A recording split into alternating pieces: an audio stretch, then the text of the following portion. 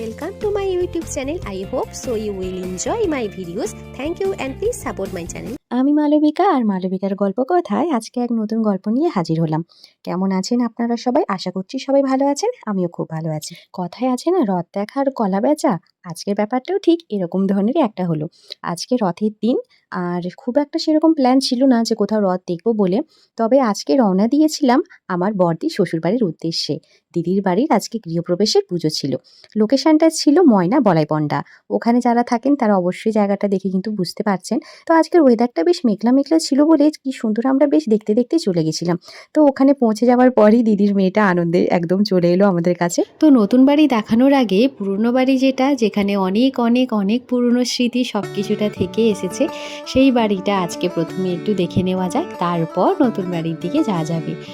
প্রত্যেকেরই জীবনে নতুন বাড়ি হোক, সেটা একটা নিজের স্বপ্নের মতন সকলের কাছে সেরকম ব্যাপারটা মনে হয়।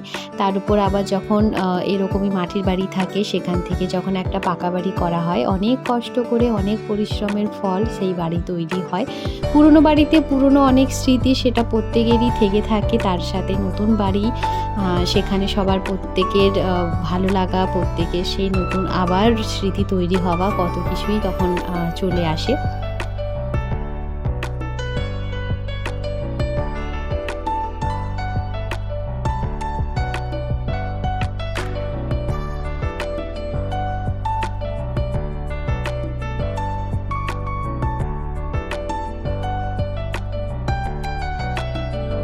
তো এইভাবে পুরনো বাড়ি, পুরনো স্মৃতি সেগুলোকে সব মনে রেখে এবার নতুন বাড়ির দিকে দেখে নেওয়া যাক।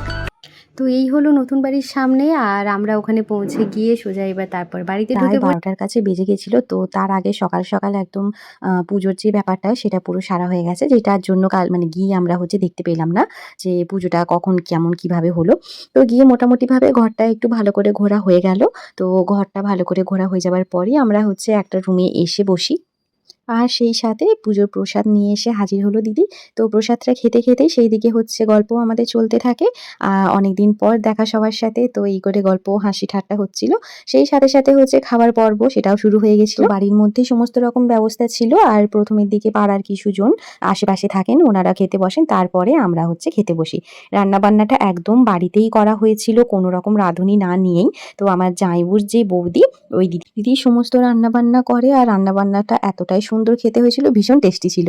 তো তারপর আমরা একটু ছাদে চলে আসি। ছাদের এই পরিবেশটা দেখে তো খুব ভালো লাগছিল, কারণ মেঘলা মেঘলা ওয়েদার ছিল, আকাশটা খুব সুন্দর লাগছিল দেখতে। তো একটু ছাদে ঘোরাঘুরি করার পর আমাদের সময় হয়ে যায় যে বাড়ি ফিরতেও হবে। তখন আবার সবার সাথে দেখা, প্রণাম পর্ব সবকিছুটাই একসাথে সারা হয়। অনেকদিন পর যাওয়া হলো, তাই ইচ্ছে হচ্ছিল না যে চলে আসি, কিন্তু কিছু করার নেই, রবিবার ছিল আজকে, তাই বাধ্যগত সবাইকেই চলে আসতে হয়। কারণ সোমবার দিন সবার আবার স্কুল, যে যার চাকরি সবকিছুতেই যেতে হবে। তাই আমরা ওই দিনই আবার ঘুরে চলে আসি। তো সেই সাথে সাথে সবাই এক জায়গাতে হয়ে একটু ফটো তোলা হয়। ফটো তোলার পরই আমরা বাড়ি আসার জন্য, গাড়িটা একদম বাড়ি অবধি যেহেতু যেতে পারিনি, তো ওটা একটু রাস্তার দিকে ছিল, তাই আমরা হেঁটে হেঁটে গাড়ির দিকে তখন আসছিলাম। যেহেতু আজকে রথের এত সুন্দর একটা দিন, তো ওখানে পাড়ার কিছু ছোট ছোট বাচ্চারা মিলে আর যেরকমই ছোট্ট রথ টানে সেরকম ব্যাপারটা হচ্ছিল, সেগুলোই ওখানটাতে দেখছিলাম। আর দিদির বাড়ির ওখানটায় এত সুন্দর একটা জাগ্রত কালী মায়ের মন্দির, খুব খুব খুব ভালো লাগে ওখানে পুজোটা। যখন দিদির প্রথম বিয়ে হয়েছিল, তারপরে পরে আমরা বেশ কয়েকবার ওখানে গেছি, তারপরে আর সময় সুযোগের অভাবে সেইভাবে যাওয়া হয়নি। তো আবার ইচ্ছে আছে যে এরপরে যাব, তো কখনো যদি সুযোগ হয় ওই সময়ের কালী মায়ের যে পুজোর যে ব্যাপারটা, আমি সেটা নিয়ে একটা ভিডিও আপনাদের সঙ্গে শেয়ার করার অবশ্যই চেষ্টা করব। তো ওখানে সবার সাথে আবার দেখা সাক্ষাৎ করে আমরা গাড়ি করে বেরিয়ে পড়ি। তো রাস্তায় এমন একটা সময় আমরা তখন এলাম যে সেই সময়টাতেই দেখছি যে রাস্তাতে রথ টানা হচ্ছে। দেখে আমাদের খুব ভালো লেগেছিল যে এমন একটা সময় যদি আরও আগে বেরিয়ে আসতাম বা আরও যদি পরে বেরোতাম, তাহলে হয়তো এই জিনিসটা দেখা হতো না।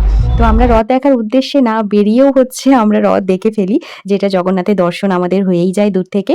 আর রাস্তাতে যখন জগন্নাথকে কোলে নিয়ে যাচ্ছিলেন, তখনও সেই দর্শনটা পেয়েছি। তো আজকের এই দিনটি খুব সুন্দরভাবে আমাদের কেটে গেল। থ্যাংক ইউ সবাইকে।